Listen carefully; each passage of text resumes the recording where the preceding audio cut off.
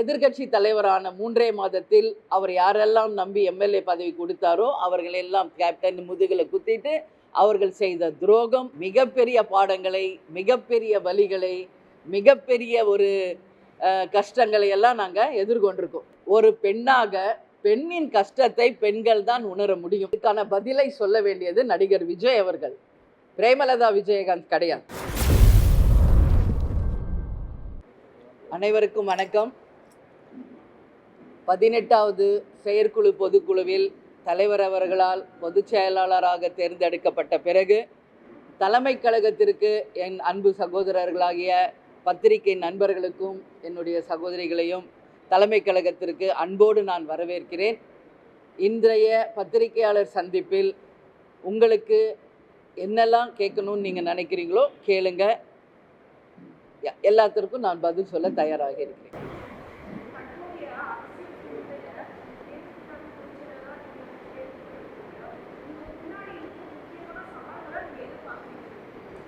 அரசியல் என்பதே சவால் தான் முதல்ல. அதிலும் இன்றைக்கு பெண்கள் அரசியலில் சந்திக்கின்ற சவால்கள் ஏராளம். அதற்கு ஒரே ஒரு உதாரணம் புரட்சி தலைவி ஜெயலலிதா அவர்கள். அப்படி இருக்கும் பொழுது நான் கேப்டனுடைய மனைவியாக என் வாழ்க்கையை தொடங்கினேன். அவர் கரங்களை பற்றி கொண்டு அவர் பின்னாடி இருந்து வாழ்க்கை பூரா இருக்கணும்னு நான் நினச்சேன். பட்டு பொருளாளர் என்ற பதவி தலைவர் அவர்கள் தந்தாங்க.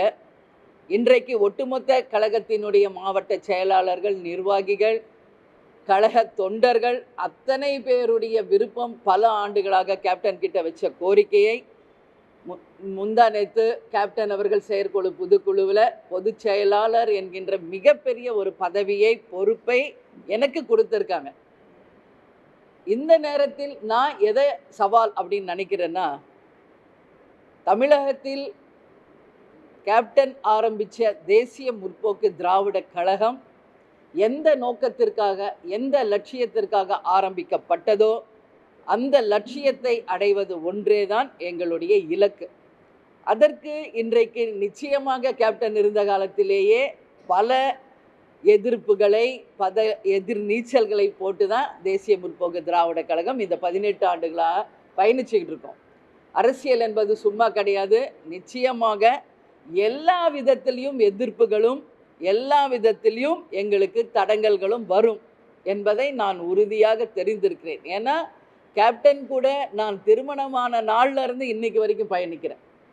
ரசிகர் மன்றம், நற்பணி மன்ற இயக்கம், கழக, அப்புறம் ரசிகர் மன்றத்திற்கு கொடி, பின்பு கட்சியாக வந்தது, ஆட்சி எதிர்கட்சி தலைவரானது முதல் கொண்டு இன்றைக்கு வரைக்கும் அத்தனை செயல்களிலும் கேப்டனுடனும் எங்கள் மாவட்ட செயலாளர்கள், கழக நிர்வாகிகள், தொண்டர்களோடு அவர்களுக்கு அன்னியாக மட்டும் இல்லாமல் அன்னையாக நான் பயணிச்சுக்கிட்டு இருக்கேன். அதனால் இவர்கள் அத்தனை பேரும் என்னுடன் இருக்கிறார்கள். கேப்டன் என்னுடன் இருக்கிறார். எங்கள் மாவட்ட கழக செயலாளர்கள் இருக்காங்க, எங்கள் கழக நிர்வாகிகள், தொண்டர்கள் எனக்கு பக்கபலமாக இருக்காங்க என்கின்ற ஒரே தைரியத்தோடு கேப்டன் சொன்னது போல தெய்வத்தோடும் மக்களோடும் ஆதரவோடு நிச்சயமாக எந்த சவாலையும் நான் சந்திக்க தயாராக இருக்கிறேன்.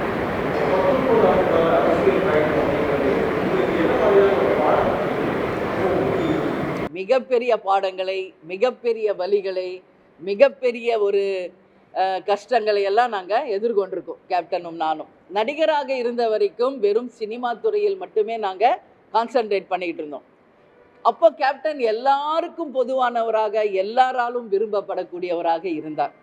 எப்போது கேப்டன் கட்சி என்று வந்தாரோ அப்போ அத்தனை பேரும் கேப்டனுக்கு எதிராளியாக மாறுகின்ற ஒரு சூழ்நிலை வந்தது.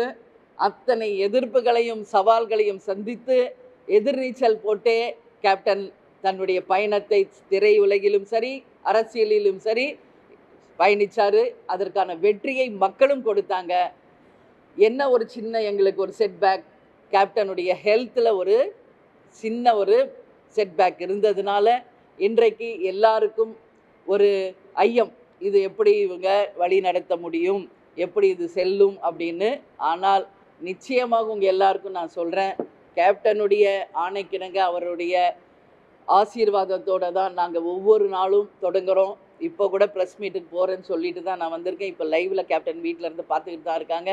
அவருடைய வழி நடத்தலின்படி அவருடைய ஆணைக்கிணங்க தான் தேசிய முற்போக்கு திராவிட கழகம் கடைசி வரைக்கும் இயங்கும்.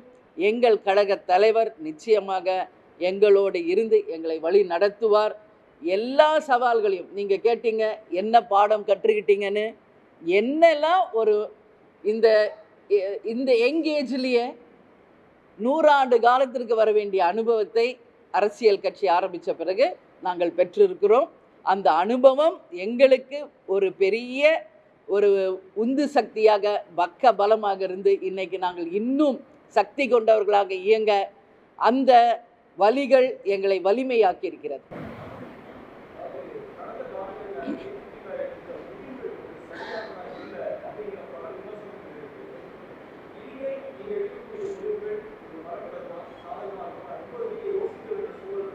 கண்டிப்பாக 2011 வரைக்கும் தேசிய முற்போக்கு திராவிட கழகம் யாருடனும் கூட்டணி இல்லாமல் தனியாக களம் கண்ட வரை தேசிய முற்போக்கு திராவிட கழகத்தின் அபரீதமான ஒரு வளர்ச்சி சக்தி எல்லாருக்கும் தெரிய வந்தது. ஏன்னா ஒட்டுமொத்தமான வாக்கு வங்கியும் சிங்கிளாக தேசிய முற்போக்கு திராவிட கழகத்திற்கு கிடைத்த போது முதல் தேர்தலில் 8.33 அதுக்கு அடுத்து 10.38% வாங்கும் பொழுது ஒரு மிகப்பெரிய சக்தியாக தெரிஞ்சது. 2011க்கு பிறகு நாங்கள் கூட்டணி என்று சென்ற பிறகு நாங்கள் போட்டியிடும் தொகுதிகளை தவிர மற்ற தொகுதிகளினுடைய எண்ணிக்கை இதில் சேராதது. அப்போது கேப்டனும் சரி பல சவால்கள், அதாவது கூடையே இருந்து கேப்டன் சந்தித்த துரோகங்கள், எதிர்கட்சி தலைவரான 3 மாதத்தில் அவர் யாரெல்லாம் நம்பி எம்எல்ஏ பதவி கொடுத்தாரோ அவர்களெல்லாம் கேப்டன் முதுகில் குத்திட்டு அவர்கள் செய்த துரோகம், அதற்கு பிறகு நடந்த ஒவ்வொரு விஷயமும் ஒரு பெரிய ஒரு சர்க்கலை கேப்டனுக்கும் தேமுதிகவுக்கு கொடுத்துச்சு. அன்னைக்கு கொடுத்த அந்த கேப்டனுக்கு கொடுத்த அந்த வழி தான் இன்னைக்கு அவரை ஹெல்த் கண்டிஷன்லையும் கொண்டு போய் சேர்த்துருக்கிறது. ஆனால் கேப்டன் யாருடனும் கூட்டணி வைக்கக்கூடாது என்ற உறுதியோடு இருந்தார். ஆனால் கூட்டணி வச்சோம், எதிர்கட்சி தலைவரான ஆனோம். அதற்கு பிறகு வந்த கூட்டணிகள் சரியாக அமையலை. எப்போவுமே அரசியலையும் சரி வாழ்க்கையிலும் சரி வெற்றி பெறுவது ஒன்று தான் வரலாறாக இருக்கும். நாம் சந்திக்கிற தோல்விகளோ நாம் சந்திக்கின்ற எதிர்ப்புகளோ வரலாறாக மாறாது. அதனால் இதுவரைக்கும் நாங்கள் வெற்றிகளையும் பார்த்துட்டோம், தோல்விகளையும் பார்த்துட்டோம். இனி வருங்காலம் எங்களை நம்பி இருக்கின்ற கோடான கோடி தொண்டர்களுக்காக நிச்சயமாக தேசிய முற்போக்கு திராவிட கழகம் வெற்றி வியூகம் ஒன்றே மட்டுமே அமைப்போம். அதில் நிச்சயம் நாங்கள் வெற்றி பெறுவோம் என்று இந்த நேரத்தில் உங்களுக்கு நான் உறுதியாக தெரிவித்துக் கொள்கிறேன்.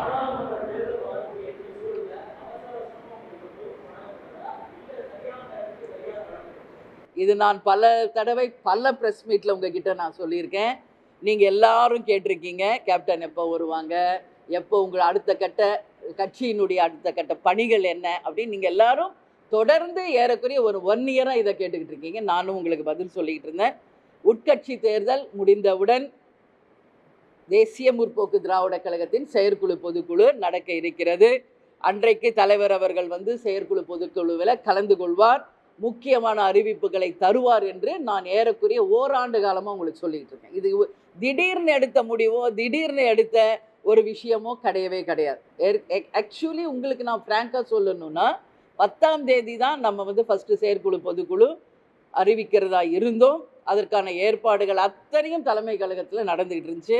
ஆனால் நாம் யாரும் எதிர்பார்க்காத விதமாக மிக்ஜாம் புயல் ஒன்று ஒரே நாளில் சென்னை நகரத்தையே நாசமாக்கிட்டு போயிடுச்சு. அதே நேரத்தில் கேப்டனும் அந்த கிளைமேட்டிக் கண்டிஷனில் வெளியே வராமல் கொஞ்சம் ஒரு 2-3 நாள் கழித்து நீங்கள் போகலாம் என்று மருத்துவமனை அறிவுறுத்தலினால நாங்கள் இருந்தோம். அதுக்கு பிறகு 14th அப்படின்னு டிசைட் பண்ணோம். கேப்டன் சொன்னார் 14th நம்ம வைக்கணும்னு சொல்லி, அது பிரகாரம் ஏற்கனவே நாங்கள் திட்டமிட்டபடி 14ஆம் தேதி தேசிய முற்போக்கு திராவிட கழகத்தின் 18ஆம் ஆண்டு செயற்குழு பொதுக்குழு நடந்தது. இது ஒன்றும் அவசரமாக எடுத்ததோ திடீர்னு எடுத்த முடிவோ கிடையவே கிடையாது. இது ஏற்கனவே பிளான் பண்ணது, அது அறிவித்தது உங்களுக்கு 14th உங்களுக்கு காலதாமதமாக தெரியலாம்.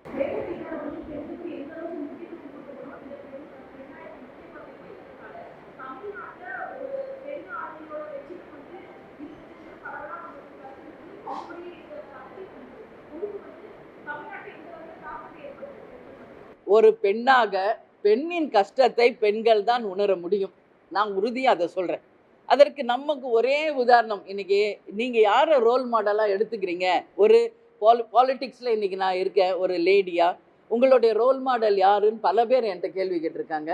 நான் இந்திரா காந்தி அம்மையாரை சொல்லலாம், மம்தா பானர்ஜியை சொல்லலாம். ஆனால் அவங்கெல்லாம் நமக்கு அறிமுகம் ஆகாதவர்கள், அடுத்த மாநிலங்களில் இருக்கிறவங்க.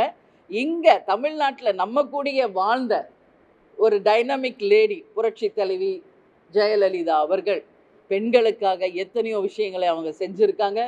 அவங்க சந்திக்காத சவால்கள் இல்லை, அவங்க எல்லாத்தையும் எதிர்கொண்டு ஒரு மிகப்பெரிய வெற்றி அடைஞ்சிருக்காங்க. ஸோ கேப்டன் எப்படி எம்ஜிஆர் தான் கேப்டனுக்கு என்றைக்குமே குரு, ரோல் மாடல்.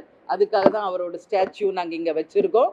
அதுபோல் ஒரு பெண் தலைவராக என்னுடைய ரோல் மாடலாக புரட்சி தலைவி ஜெயலலிதா அவர்களை நான் எடுத்துக்கொள்கிறேன். அவருடைய தைரியம், கம்பீரம், முடிவெடுக்கும் திறன் அத்தனையும் நிச்சயமாக நான் ஒவ்வொரு நாளும் அவங்கள பார்த்துருக்கேன். நிச்சயம் தேசிய முற்போக்கு திராவிட கழகத்தில் இருக்கும் அத்தனை பெண்களுக்கும் இன்னும் அதிகமாக பொறுப்புகளை நாங்கள் வழங்க இருக்கிறோம். என்னை சுற்றி பெண்களுடைய ஒரு மிகப்பெரிய ஒரு பொறுப்புகளை நாங்கள் அறிவிக்க இருக்கிறோம். அது மட்டும் கிடையாது, தமிழகத்தில் இருக்கின்ற ஒட்டுமொத்த தாய்மார்களுக்கும் என் அன்பு சகோதரிகளுக்கும் எப்படி நீங்கள் எல்லாரும் கேப்டன் மேலே மிகப்பெரிய ஒரு பற்றும் நம்பிக்கையும் வச்சிருந்தீங்களோ, உங்கள் வீட்டு பிள்ளையாகவே தலைவரை ஏற்றுக்கொண்டீர்களோ, அந்த அன்புக்கும் பாசத்திற்கும் முதலில் நான் தலை வணங்குறேன். அதே போல தான் அண்ணி என்றால் வேற இல்லை, அண்ணனின் பாதி தான் அண்ணி என்பதை என் சகோதர சகோதரிகள் உணர்ந்திருப்பீங்க. என்றைக்கும் பெண்களுக்கு நான் முழு பக்கபலமாக இருந்து தமிழ்நாட்டின் அனைத்து பெண்களுக்கும் எந்த ஒரு பிரச்சனையினாலும் முதல் ஆளாக நான் களம் காண்பேன், அவர்களுக்கு உறுதுணையாக இருப்பேன் என்பதை இந்த நேரத்தில் உங்களுக்கு நான் தெரிவித்துக் கொள்கிறேன்.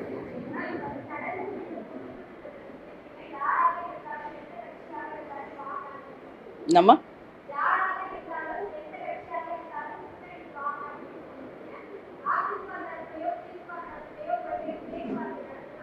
இல்லை, அதிகாரப்பூர்வமான பேச்சுவார்த்தை இன்றைக்கு வரைக்கும் அது நடக்கலை. பட் நீங்கள் யாரெல்லாம் தமிழ்நாட்டில் எத்தனை கட்சிகள் இருக்கோ, யாரெல்லாம் லீடர்ஸ் இருக்காங்களோ, அவர்கள் அத்தனை பேருமே இன்னைக்கு நான் பொதுச் செயலாளராக பதவியேற்றதற்கு நேரிலும் ஃபோன்லேயும் வாட்ஸ்அப், ஃபேஸ்புக் மூலமாக எங்களுக்கு ட்விட்டர் மூலமாக வாழ்த்துக்களை சொல்லியிருக்காங்க. எல்லா தலைவர்களுமே எங்கள் கழக நிர்வாகிகளோடு தொடர்பில் தான் இருக்காங்க. அந்த தேர்தல் நேரம் வரும்பொழுது அதற்கான அதிகாரப்பூர்வமான அறிவிப்பு நிச்சயமாக உங்களுக்கு நாங்கள் தருவோம். அனைத்து தலைவர்களும் தேசிய முற்போக்கு திராவிட கழகத்தினுடைய நட்புடன் தான் இருக்கிறார்கள் என்பதை மட்டும் இந்த நேரத்தில் நான் தெரிவிச்சேன்.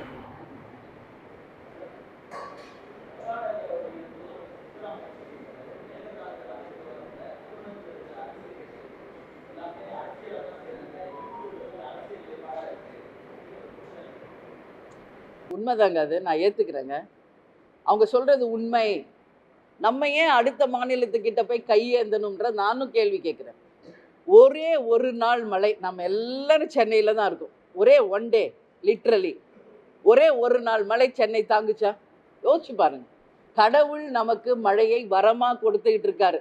கடந்த 6 மாதமாக நாம் பார்த்துக்கிட்டு தான் இருக்கோம். நமக்கு வேண்டியதுக்கு விட சர்ப்ளஸ் ஆஃப் வாட்டர் நம்மளுக்கு ரெயின் மூலமாக கிடைச்சிக்கிட்டு தான் இருக்கு. இதை சேமிக்கின்ற திறன் நமது அரசுக்கு இல்லை, தூர்வாரப்படுவதில்லை. வருகின்ற மழை நீரை எப்படி சேமிக்கணும், அதை எப்படி மக்களுக்கு பயன்படுத்தணும் என்கின்ற ஒரு திட்டமிடுதல் இங்கு இல்லை.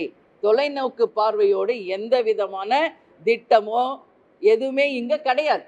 இப்போ அத்தனை தண்ணீரும் எங்கே போயிட்டு இருக்கு? கடல்ல போய் வீணாக கலந்துக்கிட்டு இருக்கு. இதையெல்லாம் சரியான முறையில் தூர்வாரப்பட்டு தடுப்பணைகள் அமைச்சு, குளம், ஏரி, அதே மாதிரி டேம்ஸ் எல்லாம் நல்லபடியாக நீங்கள் தூர்வாரி அந்த வாட்டரை நம்ம சேமித்தாலே யாரையும் நம்ம போய் கேட்கவும் வேணாம், யார்கிட்டையும் நாம் கையேந்தவும் வேண்டாம் என்பதை என்னுடைய நிலைப்பாடு. உறுதியாக நான் சொல்கிறேன். கர்ம வீர காமராஜர் அணையை கட்டினார். அதுக்கப்புறம் என்ன அணைகள் இங்கு தமிழ்நாட்டில் கட்டப்பட்டு இருக்கிறது என்ற ஒரு கேள்வியை உங்கள் முன்னாடி நான் கேட்குறேன். நீங்கள் எல்லாம் அறிவாளிகள், படித்தவர்கள். தமிழ்நாட்டின் அனைத்து வளங்களும் காக்கப்பட வேண்டும் என்பதில் பத்திரிகையாளர்களாகிய உங்களுக்கும் அத்தனை உரிமையும் இருக்குது. இன்னைக்கு நம்மளுடைய கனிம வளங்கள் சூறாடப்படுகிறது. கொஞ்சம் நஞ்சம் கிடையாது. அத்தனை கனிம வளங்களும் இன்னைக்கு கோடிக்கணக்கான ரூபாய் அளவு மணல் கொள்ளை, கனிம வள கொள்ளை என்றே ஒரு புறம். அப்போது அந்த நீர்நிலைகளை பாதுகாக்க வேண்டிய ஒரு அரசு, அதற்கான எந்த திட்டமிடலும் இல்லை. நான் ஒரு விஷயம் சொல்கிறேன், சரியான திட்டமிடல் இருந்தால் யார்கிட்டையும் தமிழ்நாடு கையேந்த வேண்டிய அவசியம் நிச்சயம் இருக்காது. இதற்கான திட்டத்தை வகுக்க வேண்டியது யார் ஆட்சியில் இருக்கிறார்களோ அவர்கள்தான். அதுல எந்த மாற்று கருத்தும் கிடையாது. எதுங்க?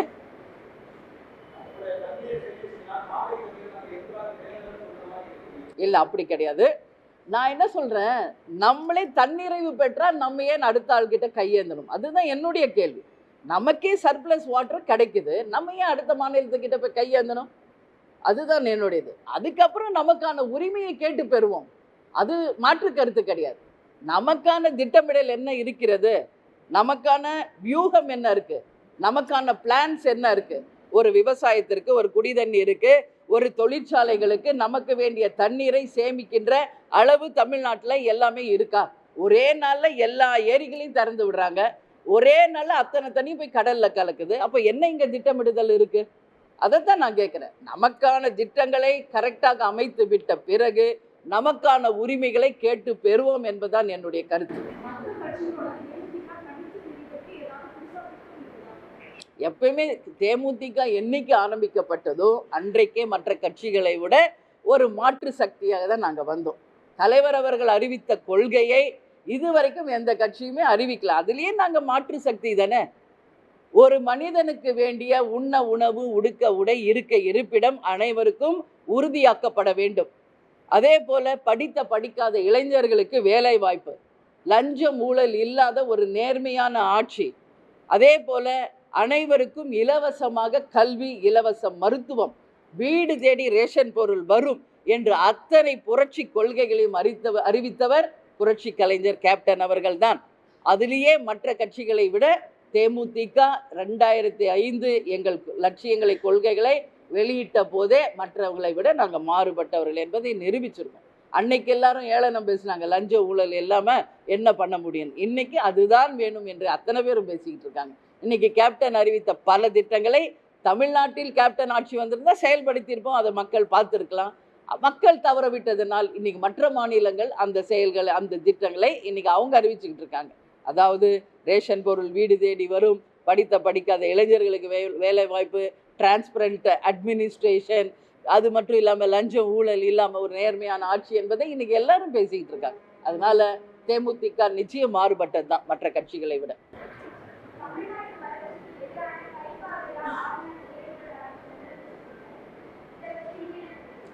ஆளுநர் அவருக்கான பணியை அவர் செய்துகிட்டு இருக்கார், முதல்வர் அவருக்கான பணியை அவர் செஞ்சுக்கிட்டு இருக்கார். இதனால ஆளுநர் செய்யறது எல்லாமே தப்பு அப்படின்னு சொல்றதும் தவறு, முதல்வர் சொல்வது எல்லாம் சரி என்பதும் ஏற்றுக்கொள்ள முடியாது. அவங்களுக்கான பதவி, அவங்களுக்கான ஒரு பொறுப்பு இருக்கிறது, அவங்களுக்கான வேலையை அவங்கவுங்க செய்துக்கிட்டு இருக்காங்க. இவங்களுக்கு ஜால்ரா தட்டவங்க மட்டும்தான் நல்லவங்க, ஒரு எதிர்கருத்து சொல்லிட்டா அவங்க கெட்டவங்க அப்படின்றதெல்லாம் கிடையாது. அவருடைய எண்ணம் என்னவோ, அவருக்கான அறிவுறுத்தல் என்னவோ அதுபடி அவர் செயல்படுகிறார் என்பதுதான் என்னுடைய கருத்து.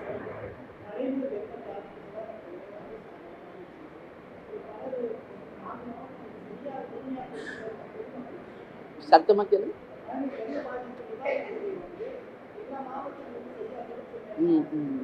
மழை நீர் பாதி அது 6000 ரூபாய் கேட்குது. அதாவது நாளைக்கு முதலமைச்சர் அவர்களால் 6000 ரூபாய் ஒட்டுமொத்தமாக மழையில் பாதிக்கப்பட்ட மக்களுக்கு தரப்படுவதாக நான் பார்த்தேன். இது அவங்க ஒன்லி 4 டிஸ்ட்ரிக்ட் கொடுக்குறாங்க. அதாவது சென்னை, திருவள்ளூர், செங்கல்பட்டு, காஞ்சிபுரம், இதுக்கு மட்டும்தான் முதலமைச்சர் அறிவிச்சிருக்காரு. ஆனால் ஒட்டுமொத்த தமிழ்நாட்டில் இருக்கும் கரையோரங்களில் இருக்கும், கடற்கரை ஓரம் இருக்கின்ற எல்லா மாவட்டங்களுமே இதில் பாதிச்சிருக்கிறது என்பதுதான் உண்மை.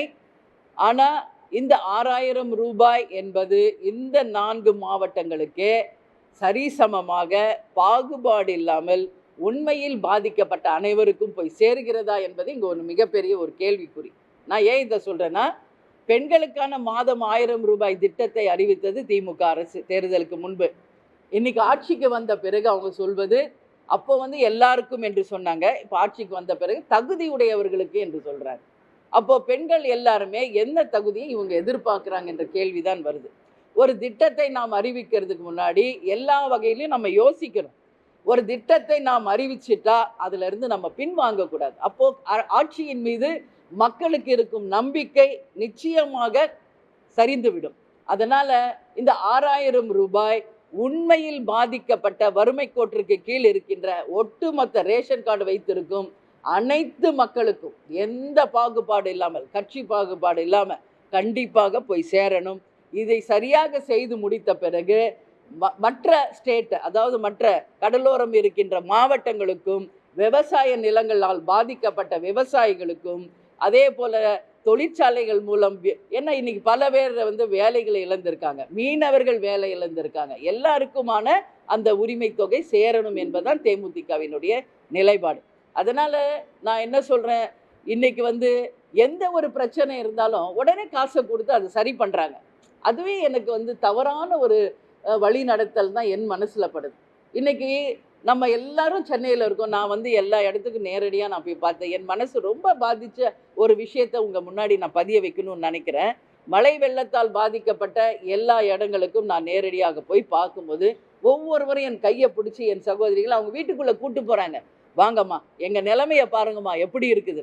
ஏதோ ஒரு 1000 ரூபாய் நீங்கள் கொடுத்துட்டீங்க, இன்னைக்கு ஒரு 6000 ரூபாய் கொடுத்துட்டீங்க அப்படின்றது மட்டும் யாருக்கும் இங்கே முழு திருப்தி கிடையாது. அவங்கெல்லாம் சிறுக சிறுக குருவி சேர்த்தாப்புல ஒரு டிவி, ஒரு ஃப்ரிட்ஜு, ஒரு வாஷிங் மிஷின், ஒரு கிரைண்டரு, அந்த சின்ன ஒரு இடத்துக்குள்ள அவங்க வச்சு ஏதோ குடும்பம் நடத்திக்கிட்டு இருந்தாங்க. இன்னைக்கு அந்த தண்ணி வந்தோடனே அந்த வீடு ஃபுல்லாக போய் அந்த தண்ணி ரெயின் வாட்டர் போன உடனே ஒட்டுமொத்த வீட்டு உபயோகங்களை அவங்க எல்லாரும் இழந்திருக்காங்க. ஒரு பீரோவில் அவங்களுக்கான துணிமணிகள், அவங்களுக்கான ஏதோ ஒரு தொகை, ஒரு நகை நட்டு எல்லாமே இன்னைக்கு அவங்க இழந்திருக்காங்க. நான் என்ன சொல்கிறேன், நீங்கள் 5000 6000 இந்த 1000 இலவசம் தயவு செஞ்சு மக்களுக்கு கொடுத்து இனிமேல் ஏமாத்தாதீங்க.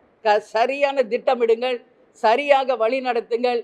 இனி வருங்காலங்களில் எவ்வளோ பெரிய மழை பெஞ்சாலும் சென்னை சிட்டியில் 1 டிராப் ரெயின் இன்னைக்கு ரோட்டில் தங்காது என்பது போல நல்ல திட்டமிட்டு தண்ணீரை வெளியேற்றுங்கள். கழிவு நீரும் குடிநீரும் கலந்து சென்னை சிட்டி முழுக்க இன்னைக்கு மிகப்பெரிய நோய் அச்சுறுத்தல் இருக்கிறது. இப்போ கொரோனா வேற பரவிக்கிட்டு இருக்கு. கேரளாவில் ஆல்ரெடி வந்துருச்சு, மும்பையில் ஆல்ரெடி வந்துருச்சு. தமிழ்நாட்டுக்கு வருவதற்கு எவ்வளோ தூரம் இருக்கு? இவ்வளோ நாள் நம்ம எல்லாரும் கொரோனாவில் பாதிக்கப்பட்டோம். நோய் பரவும் சூழ்நிலை தமிழ்நாட்டில் அதிகமாக இருக்கிறது. நாங்கள் வாழும் சாலி கிராமத்திலே உங்களுக்கு நான் சொல்கிறேன், இத்தனை ஆண்டு காலம் கேப்டன் 40 வருஷம் ஆச்சு அந்த வீடு வாங்கி. இத்தனை ஆண்டு காலம் இல்லாத அளவுக்கு இந்த முறை சாக்கடை தண்ணீரும் குடி தண்ணீரும் கலந்து சம்பு ஃபுல்லாக நிரம்பி வெறும் சாக்கடை தண்ணியில் 3 நாள் நாங்கள்லாம் இருக்க வேண்டிய ஒரு நிலைமை நான் பர்சனலாக ஃபேஸ் பண்ணியிருக்கோம். வீட்டுக்குள்ளே மொத்த தண்ணியும் வந்திருக்கு. அப்போது ஏன் இவ்வளோ நாள் இல்லாதது இப்போ வருது? ஒரு பக்கம் மெட்ரோ ட்ரெயின் திட்டம், ஒரு பக்கம் மழைநீர் வடிகால் திட்டம் என்று சொல்லி சென்னை சிட்டியில் இருக்கின்ற அத்தனை சாலைகளையும் இன்னைக்கு குண்டும் குழியமாக ஆக்கப்பட்டது தான் மிச்சம். எல்லா கழிவுநீர் செல்லும் பாதைகளை அடைச்சிட்டாங்க. கேட்டால் மெட்ரோ ட்ரெயின் திட்டம் நடக்குது, அது முடிஞ்சாதான் ஓப்பன் பண்ண முடியும்ன்றாங்க. அப்போது என்ன இங்கே ஒரு குறிப்பு, இப்போ ஃபாரின்லாம் கேப்டன் கூட நான் போயிருக்கேன். இந்த இடத்துல இன்னைக்கு ரோடு வேலை நடக்குதுன்னா ஓவர் த நைட் அவங்க ஃபினிஷ் பண்ணுவாங்க. அந்த நைட் டைம் மட்டும்தான் அங்கே பிளாக் இருக்கும். ஏன் அந்த மாதிரி இங்கே இல்லை? இப்போ சாலி கிராமத்துலேருந்து இங்கே வர்றதுக்கு குறைஞ்சபட்சம் எனக்கு 1 hour ஆகுது. தயவு செஞ்சு ஆளும் கட்சியை சேர்ந்தவர்கள் யாரோ வாங்க. சாலி கிராமம் மாதிரி இன்னைக்கு சென்னை முழுக்க எவ்வளோ ஏரியா இருக்குது. நீங்கள் வாங்க, ஒரு விசிட் வந்தால் தான் முதலமைச்சர் வர்றார், அமைச்சர் வர்றாருன்னு அப்போவாது அதிகாரிகள் அந்த ரோட்டை சரி செய்வாங்க, சாக்கடையை சரி செய்வாங்க, ஏதாவது மக்களுக்கு நல்லது பண்ணுங்க. அதை விட்டுட்டு யாராவது இறந்து போகிறாங்களா உடனே காசு, மழை வருதா அதுக்கு ஒரு காசு, 1000 ரூபாய் பெண்களுக்கு காசு, இப்படியே ஓட்டுக்கு காசு, வெறும் வெறும் எல்லார் வாயையும் பணத்தை வச்சு வாய் அடைக்க பார்க்குறாங்க. இது நிரந்தரம் இல்லை. மக்களுக்கு நிரந்தரமான ஒரு சொல்யூஷன் வரணும் தான் இந்த நேரத்தில் நான் கேட்டுக்கிறேன்.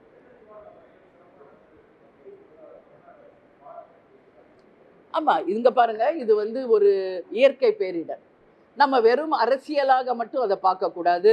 ஒரு சுனாமி வருது, ஒரு மழை வெள்ளம் வருது, ஒரு புயல் வருது அப்படின்னா அது நிச்சயமாக நம்ம அனைவரும் ஒன்று சேர்ந்து மக்களை அதிலிருந்து எப்படி காப்பாற்றணும், மக்களுக்கு எப்படி உதவி செய்யணும் அப்படின்னு கட்சி பாகுபாடு இல்லாமல் தன்னார்வ தொண்டர்களை எல்லாரும் இணைஞ்சு போன வாட்டி 2015 ஒர்க் பண்ணதை நீங்கள் எல்லாரும் பார்த்தீங்க.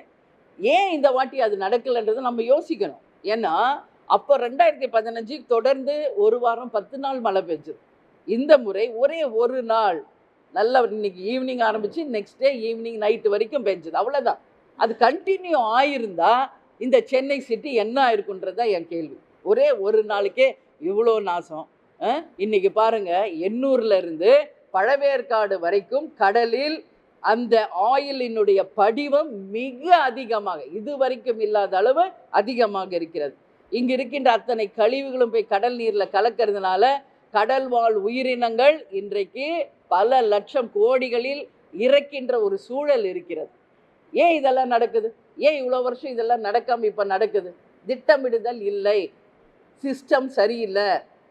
அதைத்தான் நான் சொல்றேன். நீங்க கொடுக்குற 1000 5000 எல்லாம் ஒரு கிரைண்டரை ஒரு மிக்சி வாங்குறதுக்குள்ள முடிஞ்சு போயிடும். எத்தனை உடைமைகளை என் அன்பு சகோதரிகள் சகோதரர் இன்னைக்கு இழந்திருக்காங்க சென்னையில். இன்னைக்கு தமிழ்நாடு முழுக்க எவ்வளோ பேர் 2 வீலர் வச்சிருக்கோம் எல்லாரும். இன்னைக்கு எத்தனை 2 வீலர் பாதிக்கப்பட்டிருக்கிறது, எத்தனை கார்கள் இன்னைக்கு மழை வெள்ளத்தில் மூழ்கி இன்னைக்கு எத்தனை வெஹிக்கிள்ஸ் பாதிச்சிருக்கு. ஏன் அதுக்கெல்லாம் ஏன் அரசு இன்சூரன்ஸ் ஆல்ரெடி வெஹிக்கிள் எடுக்கும்போது இன்சூரன்ஸ் இருக்குதுன்றாங்க. ஏன் இந்த மழை வெள்ளத்தால் பாதிக்கப்பட்ட அந்த வெஹிக்கிள்ஸ்க்கு ஏன் நீங்கள் ரிப்பேர் பண்ணுறதுக்கு ஒரு சார்ஜ் கொடுக்கக்கூடாது? விவசாயத்தில் பாதித்தவங்களுக்கு ஏன் கொடுக்கக்கூடாது? இன்றைக்கி வீட்டு இந்த உடைமைகளை இழந்தவங்களுக்கு நீங்கள் 6000 கொடுக்குறீங்க, அது நிச்சயம் பத்தாது. எப்படி பத்தோம்? இன்றைக்கி கிரைண்டர், மிக்சி, டிவி, ஃப்ரிட்ஜு எல்லாம் நீங்கள் ஒரு சின்னதாக ஒரு கால்குலேட் பண்ணுங்கள் எவ்வளோ வருதுன்னு சொல்லி. இன்றைக்கி எல்லாத்தையுமே இழந்திருக்காங்க. ஸோ இதெல்லாம் வேண்டான்னு நான் சொல்கிறேன். அந்த காசை வச்சு சரியான திட்டமிடுதல் செய்து இனி வருங்காலங்களில் ஒரு சிங்கப்பூருக்கு இணையான சென்னை, அதே போல் சிங்கார சென்னையெல்லாம் டைலாக் பேசினவங்க தான் திமுக காரங்க. ஏன் அது மாதிரி கொண்டு வர முடியல? இன்னைக்கு சிங்கப்பூர் மாதிரி இருக்கா நம்ம சென்னை? சொல்லுங்க, பத்திரிகையாளர்களாகி நீங்க சொல்லுங்க. ஒரு சிங்கார சென்னையா இருக்கா நம்ம சென்னை? இல்லையே. வெறும் வாய் வார்த்தைகள், வாயிலே வடை சுடுவாங்கன்னு சொல்றாங்கல்ல, அவங்க தான் அதை அதிகதி சொல்லுவாங்க. இன்னைக்கு உண்மையிலேயே வாயில வடை சுடுற கட்சியை திமுக தான் இருக்கு. ஏன் இன்னைக்கு சிங்கார சென்னை உங்களால் கொண்டு வர முடியல? சிங்கப்பூருக்கு இணையான சென்னை ஏன் கொண்டு வர முடியல? இது ஒன்றும் முதல் முறையை நீங்கள் ஒன்றும் ஆட்சிக்கு வரலையே. கலைஞர் அவர்கள் 6 முறை தமிழகத்தின் முதல்வராக இருந்திருக்கார். புரட்சி தலைவர் எம்ஜிஆர் ஜெயலலிதா அவர்கள் 5 முறை முதல்வராக இருந்திருக்காங்க. ஏன் சுதந்திரம் வாங்கின காலத்துலேருந்து இன்னைக்கு வரைக்கும் இங்கு இருக்கின்ற சாதாரண ஒரு விஷயம், மழை நீர் வடிகால சரியா சிஸ்டம் செய்ய முடியல அப்படின்னா இது ஒட்டுமொத்த தமிழர்களுக்கும் தலைகுனிவு என்பதை இந்த நேரத்தில் நான் சொல்றேன்.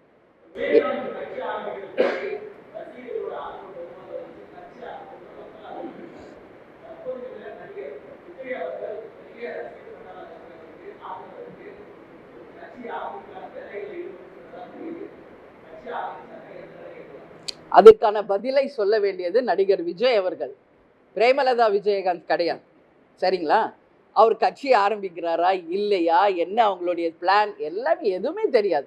அப்படி இருக்கும் பொழுது நான் எதுவுமே தெரியாமல் அதற்கான பதிலை நான் சொல்லுகின்ற நிலையில் இல்லை.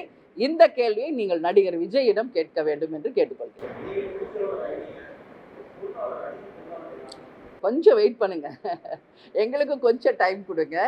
நான் நேத்தே செயற்குழு பொதுக்குழுல சொன்னேன், ஏதோ எனக்கு மட்டும்தான் இன்னைக்கு பதவி அறிவிக்கப்பட்டது என்று நினைக்காதீர்கள். வெகு விரைவில் தேசிய முற்போக்கு திராவிட கழகத்தில் பல பதவிகள் அறிவிக்கப்பட இருக்கிறது, பல வியூகங்கள் அமைக்கப்பட இருக்கிறது, பல திட்டங்கள் அமைக்க இருக்கிறோம். அடுத்த தேர்தலை சந்திக்க நாங்கள் என்னெல்லாம் வியூகம் அமைக்க போகிறோம் எல்லாமே இன்னைக்கு இருக்கு. கொஞ்சம் டைம் கொடுங்க. கேப்டன் ஆணைக்கிணங்க வெகு விரைவில் எல்லா அறிவிப்பும் உங்களுக்கு வரும்.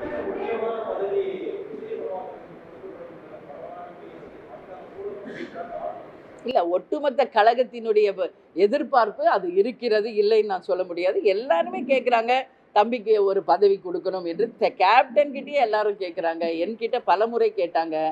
அதுதான் சொன்னேன், எனக்கே இப்போ 18வது வருஷத்தில் இருக்கோம். கேப்டன் கூடயே இருந்த எனக்கே 15 ஆண்டு காலம் கழித்து தான் கேப்டன் பொருளாளர் என்ற ஒரு பதவியை கொடுத்தார்.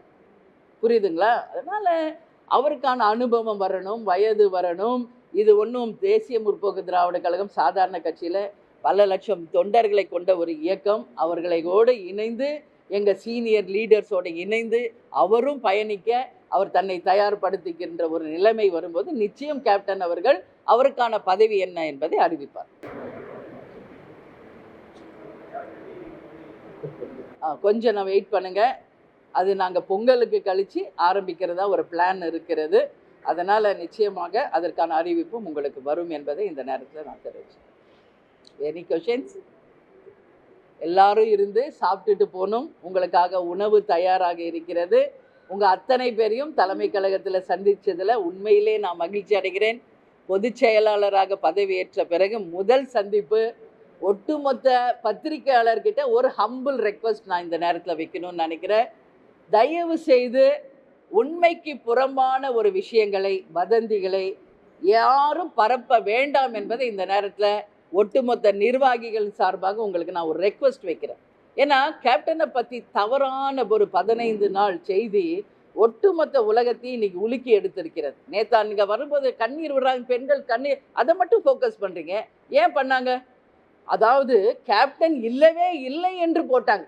கேப்டனே இன்னும் இல்லை அப்படின்னு போட்ட ஊடகங்கள் மத்தியில் கட்சி வேஷ்டி கட்டி வந்தாரா? ஸ்டேஜில் உட்கார்ந்தாரா? தீர்மானம் வாசிக்கிற வரைக்கும் இருந்தாரா? எனக்கு பதவி அறிவிச்சாரா? அப்போ நீங்கள் சொன்னது உண்மையா, நான் சொன்னது உண்மையா என்ற கேள்வி உங்ககிட்ட நான் கேட்குறேன். அப்போ நான் மழை வெள்ளம் பாதித்த உடனே அன்னைக்கு சொல்கிறேன் ப்ரெஸ் மீட்டில், அங்கே டிஸ்சார்ஜ் ஆகும்போது உங்களுக்கு அறிவிச்சிட்டு தான் நாங்கள் டிஸ்சார்ஜ் ஆகும்னு அவ்வளோ ஒரு ஹம்பிள் ரெக்வஸ்ட்டாக நான் சொல்கிறேன். அன்றைக்கி நைட்டே புதிய தலைமுறை, யார் இங்கே இருக்கீங்கன்னு தெரியாது, டிஸ்சார்ஜ் ஆகிட்டாருன்னு போடுறீங்க. நான் பார்சாதிக்கு சொல்லி உடனே நிறுத்த சொல்லி இது தவறான செய்தி. கேப்டன் மண்டே தான் டிஸ்சார்ஜ் ஆகிறாருன்னு உடனே எல்லா சேனல்லையும் டிஸ்சார்ஜ் ஆயிட்டாருன்றாரு. இல்லை, அவங்க போட்ட உடனே மற்ற சேனல்ஸ் இல்லை, நான் அப்புறம் பார்சாதி தான் பேசினார், இல்லைங்க டிஸ்சார்ஜ் ஆகலை, தவறான செய்தியை போடாதீங்க.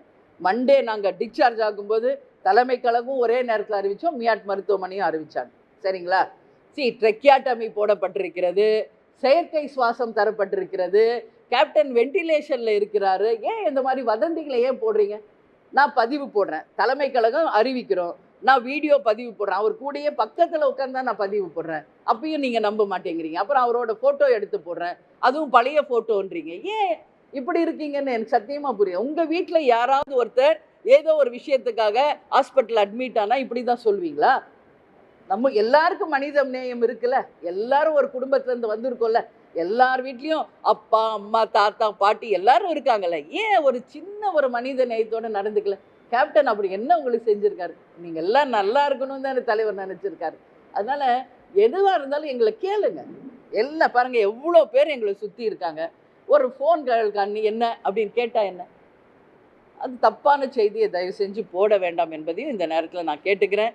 எதுவாக இருந்தாலும் எங்ககிட்ட ஃப்ராங்காக கேளுங்க. நான் உண்மையை தான் உங்ககிட்ட சொல்வேன். உங்கள்கிட்ட மறைக்கணும், உங்ககிட்ட இருந்து அதை மாற்றி சொல்லணுன்ற அவசியம் என்றைக்கும் எங்களுக்கு கிடையாது. என்ன அங்கே ஆக்சுவலோ அது உங்களுக்கு சொல்லுவோம். சரிங்களா? நன்றி, நன்றி, சந்தோஷம்.